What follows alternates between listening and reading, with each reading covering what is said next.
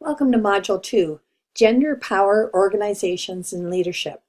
In this module, we'll be considering some key concepts of power and leadership in educational organizations and examine how gender shapes those understandings in ways that may open or close opportunities for both women and men in educational bureaucracies. Before we do so, however, some announcements. First, the forum for this module, as well as Modules 3 and 4, will follow a different format than Module 1.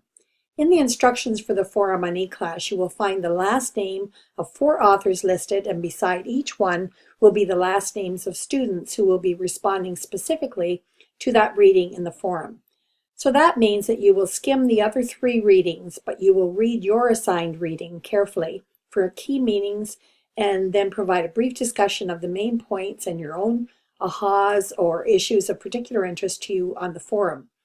You'll follow that by a question to prompt discussion by your forum group colleagues.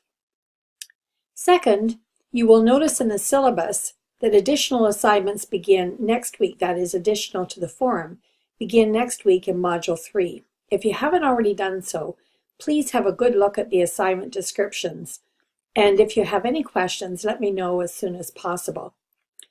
You'll want to plan for the assignments ahead of time because they follow on one another quite quickly, actually, because this is a compressed course, with one assignment in each of Modules 3, 4, and 5. Module 5 is a bit longer in the number of days that it contains than the others, so that helps, but you'll need to be on top of the assignments. If you run into any problems, please let me know as soon as possible so that I can work with you to finish your assignments on time, if that's at all possible. And let's hope that that doesn't happen, but if it does, I'm certainly here for you to support you in that process. And that brings me to the last item. If you have any questions at all, you can email me and I will try to get back to you as soon as possible. And I usually do in pretty good time. If necessary, we can chat by email, Skype, or phone to discuss whatever your question is. So don't hesitate to get in touch. I'd rather you get in touch sooner rather than later. Okay, so let's look at some of the authors of the articles that we're going to be looking at in this module. I always like to know something about the authors I'm reading and thought you might too. Rebecca Coulter is a friend and colleague from my days at Western in Ontario, but long before that, Rebecca, who is a feminist historian, was exploring key questions in contemporary education through the lens of history. She is now retired and continues her historical work looking at the work of women in education, as well as supporting Indigenous scholarship. Chris Bruner is coordinator of the Education Policy and Leadership Program in the Department of Organizational Leadership Policy and Development at the University of Minnesota in the U.S. She has explored issues of power and gender in senior leadership, particularly the work of school system superintendents, where there hasn't been much work done actually, as part of her body of work, and it has been very influential in the EdAdmin scholarship. Marianne Coleman is an emeritus reader in educational leadership at the Institute of Education, an absolutely stellar institution where I've been lucky enough to attend some conferences. And that's in London, in England, and has a long and distinguished history of strong scholarship, particularly in the area of gender and social justice. She continues that important work after retiring as part of Nurture UK, which is an organization that's working to meet the challenge of child hunger. Kate Roumaniere is a historian in the Social Foundations section of the Department of Educational Leadership at Miami University in Oxford, Ohio. She has primarily published in the area of the role of the principal and how it has changed over time. She also has done a significant amount of work with Aboriginal students looking at effects of cultural and language learning on their identity and retention at university. So let's look at some overarching themes in this module. Since the 1960s, women teachers across Canada and many parts of the world began to ask pointed and significant questions about how work was organized in educational organizations. Why are administrative positions predominantly held by men and teaching positions predominantly held by women? Why are men not better represented in elementary grades and women not better represented in certain subject areas at the secondary level? Their activism spawned discussion and political action that continues to this very day. The themes from this module begin to get at some of the reasons for these persistent questions. The 4 articles in this module demonstrate the ways in which gender stereotypes and organizational power intersect in a way that often disadvantages women who wish to seek formal positions of authority in schools and educational organizations. For example, Coleman and Bruner both look at the ways in which power is enacted. That is, what administrators do to get done what they believe is important to do in order to improve educational opportunities in their school. And how does that work for women in leadership when power is highly gendered? In fact, dominant forms of power, Bruner argues, are highly masculinized. That is, they are stereotypically masculine, even macho. So this helps us understand how gender stereotypes that inform preferred forms of power may exclude women or may affect what men and women are able to do, how they do it, and the satisfaction they gain from it in educational organizations, but in very complex ways. Both Coulter and Rosmaniere demonstrate how gender stereotypes and organizational power have overlapped with one another historically, and help us understand how these patterns of gendered expectations continue to inform gendered relations and forms of leadership in schooling today. The dean at the Faculty of Education at Western told me a story about being out with some students for a practicum in Edmonton, actually. He had been at the University of Alberta for several years before coming to Western. And as they walked down the hall behind 2 little boys, one leaned over to the other and whispered, in, that kind of whisper you can hear, "Who are all these big people?" And the other little boy whispered back, "The girls are going to be teachers and the boys are going to be principals." Already they had picked up on the fact that power and formal positions of authority are organized along gender lines in schools, and that many may expect to see a man in the principal's or superintendent's office. While things have improved in many ways since this story, statistics have been relatively steady. They tend to move up or down a little around a 70-30 split, with 70% of all teaching jobs being held by women and 30% by men, and about 70% of administrative jobs being held by men and 30% by women. These opposing numbers go up or down around 80-20 in some locations these days, and depending on where you are looking in the hierarchy of educational bureaucracies. For as Bruner says, the more power a position denotes, the less likely women are to hold it. This holds true in that the statistics are lower for women holding superintendent positions than they are for secondary principalships, and the stats are even higher for women principals at the elementary level, for example. So the higher the level of power that's perceived for that position, the less likely women are to hold those positions. So we can see that conceptions of power shape opportunities and practices of female administrators, and males for that matter. We certainly see this tendency in the historical record. For example, Coulter's look at Donalda Dickey, a remarkable, absolutely remarkable progressive educator, scholar, textbook author, and curriculum developer, particularly given the time period when she worked from the Second World War to the early 60s. Despite her highly respected work and impressive academic credentials, she was never offered or held a formal position of leadership, and she likely didn't expect to be formally recognized due to the gender norms of the day in which men led and women taught. But she did provide informal leadership and just got on with the work that needed to be done. She simply carved out a place for her gifts and was influential at all levels of education, including the Faculty of Education where she taught, boards and ministries of education, and in her discourse with a wide range of male influencers and administrators. Throughout her working life as an educator of note, she advocated for wider opportunities for girls and took on the misinformation in various texts about First Nations people.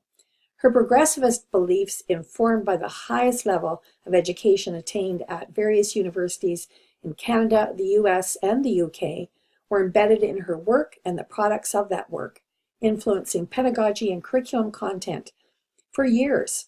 As Coulter notes about the intersection of gender and power in Dickey's life, Thus it was that Dickey exercised power.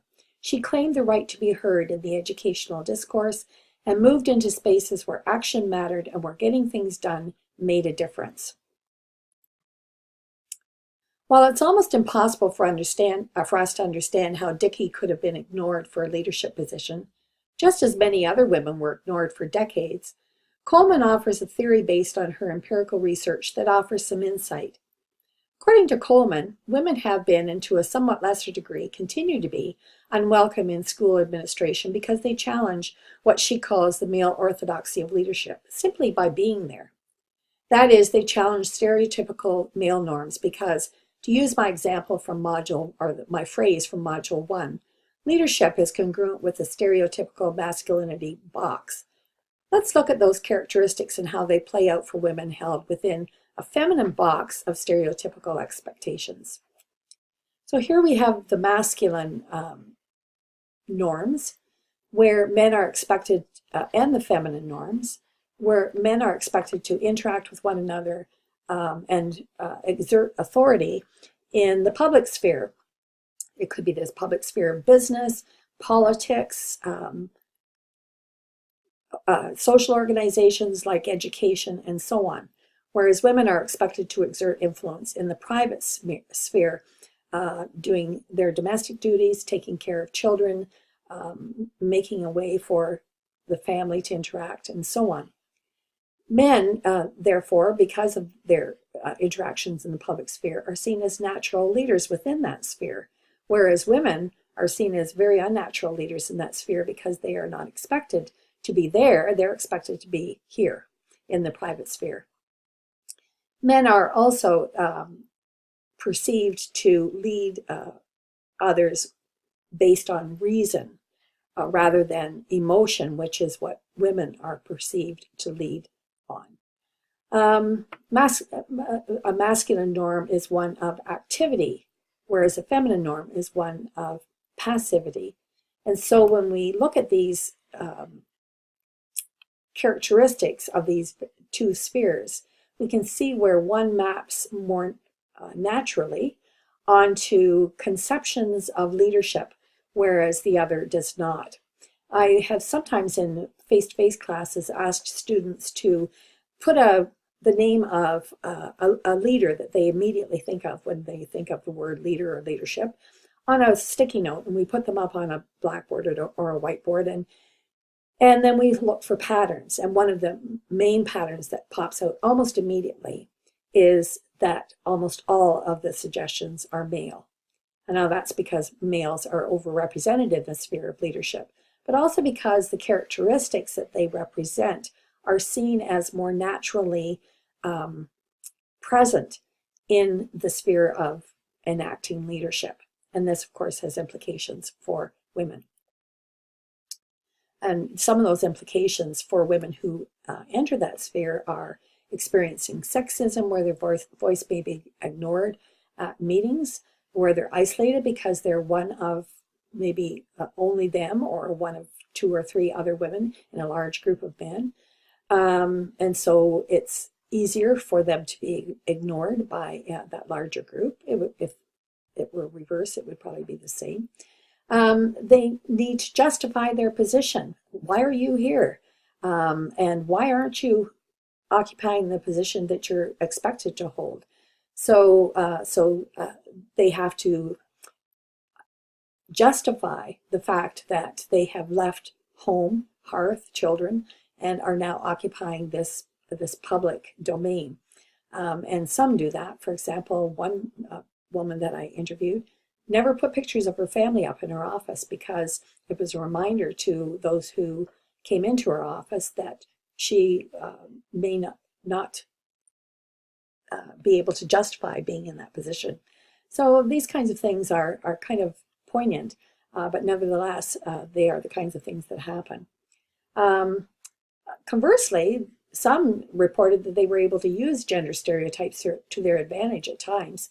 In reinforcing that norm, they were able to get people to do what they wanted them to do. I have some issues with that, but nevertheless, it's what worked in that situation, and so they used it to their advantage rather than disadvantage. Work-life balance, of course, is the largest, and that is where relationships become complications because of the work that's attached to that for women, less so for men. Of course, depending on circumstances, but that tends to be the tendency.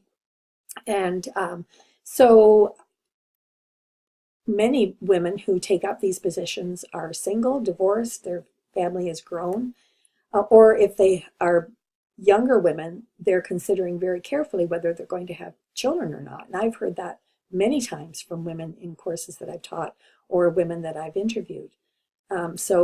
Again, this demonstrates the complexity of moving outside of the sphere that you're expected to occupy and move into one that you are not expected to occupy, and what that means in the lived experience of women who do take up positions of leadership. Her conclusion, however, that is Coleman's conclusion, is that while gendered orthodoxies of leadership are harmful to women in many ways, they may be harmful to men too, particularly unconventional men, as well as who are in, other men who are in positions of leadership and wish not to lead in the ways that the orthodoxy suggests. Bruner reinforces much of what Coleman says and begins by providing a really good discussion about the social construction of gender, which is a great review of our discussion in Module 1 if you want to have a look at that. Having done that, she then considers how power is conceptualized, and like Coleman, draws attention to the ways in which constructions of gender overlap with conceptions of power. As many feminist theorists have argued, binary notions of gender, that is, gender stereotypes, are very influential in the social construction of who can do what and how they are expected to do it. As Bruner writes, modern conceptions of power align in large part with particular constructions of gender, and social norms that expect a congruence of power and gender have strong potential to limit access for some groups of people to roles that have been masculinized, specifically the position of superintendent of schools, which is what she looks at in her article, kind of the pinnacle of power relationships in educational organizations. Bruner then looks at how power has been conceptualized by theorists over time, and she notes that these theories of power fall into two major categories: power over and power with. Power over has been the most predominant way in which power has been understood and enacted, which fits with stereotypical notions of masculinity. So we have coercive power, remunerative power, normative power, rewards power, and so on. All of these theories of power imply that one person has more of something than others. So that leads to power over, which is gendered as masculine, but it is not a conception, as she finds in her research, that every male perceived as powerful holds. While power with is often put forward as a preferred model of leadership in schools and school systems, for example, shared leadership, servant leadership, collaborative decision-making, site-based management, and so on, gender orthodoxy is still a powerful indicator of who does what and how in educational organizations. But the actual picture is highly complex. So when we look at these models of power with that she examines, she indicates that this is, we could call this getting things done with others rather than getting things done by others. So in this model then, power then is a capacity that a community of people attains when their acts of communication, cooperation, and collaboration have been successful. All school leaders in formal roles of leadership work both inside and outside the boundaries of the gendered power model that is expected of them. The difficulty is, as both Coleman and Bruner demonstrate, when those boundaries are challenged, the response can be challenging. For example, as you listen to the voices of both the male and female superintendents she interviewed and reports on in her paper, you hear them struggle with those boundaries around issues of power and getting the job done.